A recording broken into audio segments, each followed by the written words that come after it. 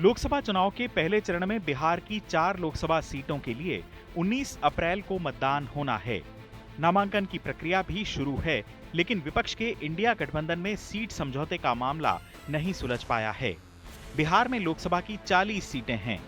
विपक्ष के इंडिया गठबंधन में आरजेडी, कांग्रेस और लेफ्ट शामिल है।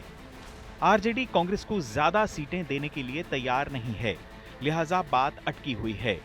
जबकि इसके लिए पिछले कई दिनों से पटना से लेकर दिल्ली तक बैठकों के कई दौर हुए हैं, लेकिन सहमति नहीं बन पाई।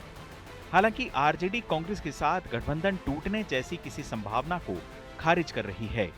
कभी भी हम लोगों में किसी भी चीज को लेकर के दरार की बातें नहीं आई हैं। हम लोग हमेशा से एक दूसरे को अंडरस्टैंड करते हुए हम लोगों ने बात की है। अब सब लोगों का मेन एजेंडा है कि बीजेपी को हम लोग रोकेंगे और उत्तर भारत में बिहार आता है तो हम इतना जरूर कह सकते हैं कि बिहार जो है चौंकाने वाला रिजल्ट देगा। अब इसकी अपनी हम लोगों की स्ट्रैटेजी है। दरअसल शुरू में कांग्रेस बिहार में 15 लोकसभा सीटों पर चुनाव लड़ने की इच्छुक थी, लेकिन बाद में 9 सीटों पर सहमति बनती दिखाई दी। लेकिन अब 9 लोकसभा सीटों में भी आरजेडी को आपत्ति है। आरजेडी कांग्रेस को राज्य में 7 लोकसभा सीटों से ज्यादा देने के लिए तैयार नहीं है, जिसके बाद से कांग्रेस टेंशन में है। कई राउंड की बातचीत हो चुकी है, लेकिन कोई नतीजा नहीं निकला। कांग्रेस की नाराजगी इसलिए भी है कि सीट शेयरिंग पर बातचीत अभी फाइनल नहीं हुई है और आरजेडी ने अपने उम्मीदवारों को सिंबल बांटने भी शुरू कर दिए हैं। जिन सीटों पर सीट शेयरिंग की गुत्थी उलझी हुई है वो है औरंगाबाद, बेगूसराय, कटिहार, सिवान और पूर्णिया लोकसभा सीट। आरजेडी ने औरंगाबाद से उम्मीदवार उतार भी दिया है।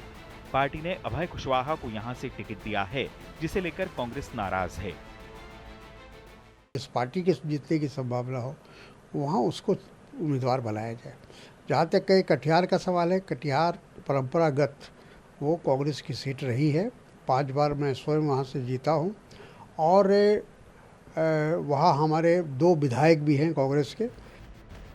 दरअसल कांग्रेस और आरजेडी के बीच कई सीटों पर टकराव जारी है।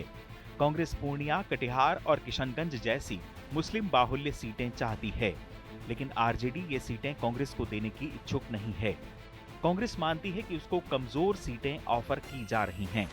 वहीं आरजेडी का तर्क है कि विधानसभा चुनाव में कांग्रेस के पास उम्मीदवार नहीं थे, फिर भी वो ज्यादा सीटों पर चुनाव लड़ी और हार गई। इस वजह से महागठबंधन को बहुमत नहीं मिला और अब ये गलती दोबारा करना समझदारी नहीं है। कांग्रेस पूर्णिया सीट से पप्पू यादव को मैदान में उतारने की इच्छुक है।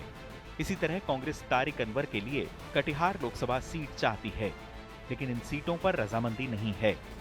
उधर बेगूसराय सीट से कांग्रेस कन्हैया कुमार को उतारना चाहती थी, लेकिन आरजेडी ने ये सीट सीपीआई को दे दी। सीपीआई ने यहां से अवधेश राय को मैदान में उतारा है।